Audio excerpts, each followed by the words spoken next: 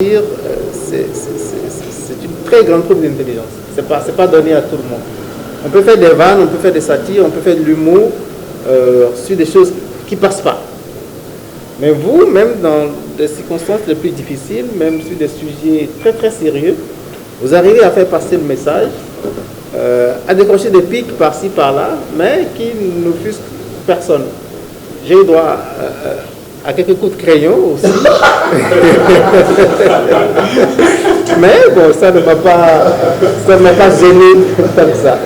Parce que je considère que c'est une bonne chose, c'est de bonne guerre. Et de toute façon, quand vous êtes à responsabilité, que vous ne pouvez pas accepter de temps en temps des critiques, la contradiction, c'est qu'il vaut mieux laisser tomber votre boulot et passer à autre chose.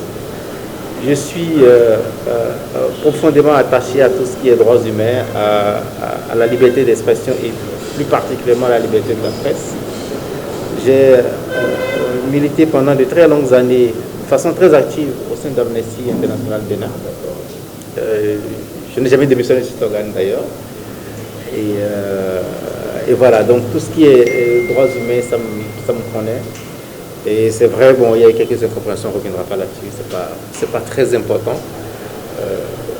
J'ai beaucoup d'amis dans la presse et je considère que on doit continuer à travailler ensemble parce que les actions que nous menons au niveau du parquet, s'il n'y a pas des gens pour les porter un peu, ces actions n'auront pas d'effet.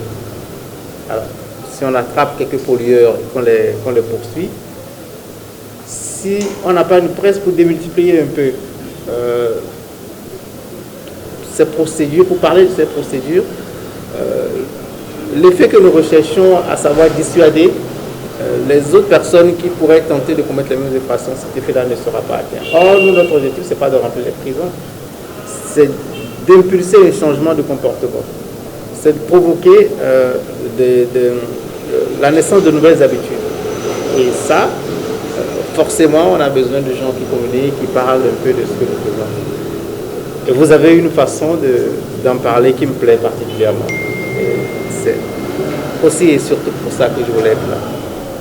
Pour saluer le travail que vous faites, pour saluer les personnes intelligentes qui composent votre équipe, pour saluer son dynamisme et pour vous féliciter surtout parce que ce n'était pas donné au début de pouvoir venir avec un journal satirique et tenir quand même sur la durée.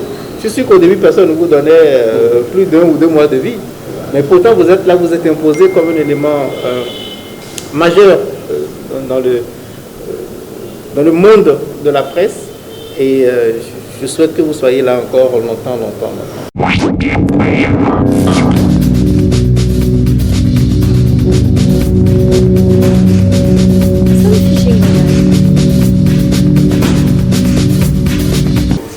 Bon, en fait, le procureur a décidé, d'abord c'est un grand lecteur du Déchaîné du jeudi, et il a décidé de nous rendre visite, de voir un peu ceux qui travaillent dans ce journal, quelles sont les conditions. Donc nous, ça a été vraiment un très grand plaisir pour nous, et ce n'est pas habituel dans un journal comme le nôtre qui critique, en tout cas qui anime la galerie, qui a sa façon de parler de l'actualité. Ce n'est pas toujours régulier de recevoir un procureur dans nos rédactions, une personnalité de ce rang. Donc pour nous, non seulement ça a été une surprise et un très grand plaisir pour nous de l'accueillir dans notre rédaction. Au fait, ça casse quand même cette idée que les gens ont d'un journal comme le nôtre. Parce que beaucoup ne comprennent pas toujours notre journal. Certains disent que vous êtes du côté de la mouvance, d'autres disent que vous êtes de l'opposition, ainsi de suite. Donc, la visite d'un procureur quand même prouve qu'au fait, nous on est du côté de personne, on est du côté de l'information et nous avons notre façon de donner l'information avec l'humour et les dessins.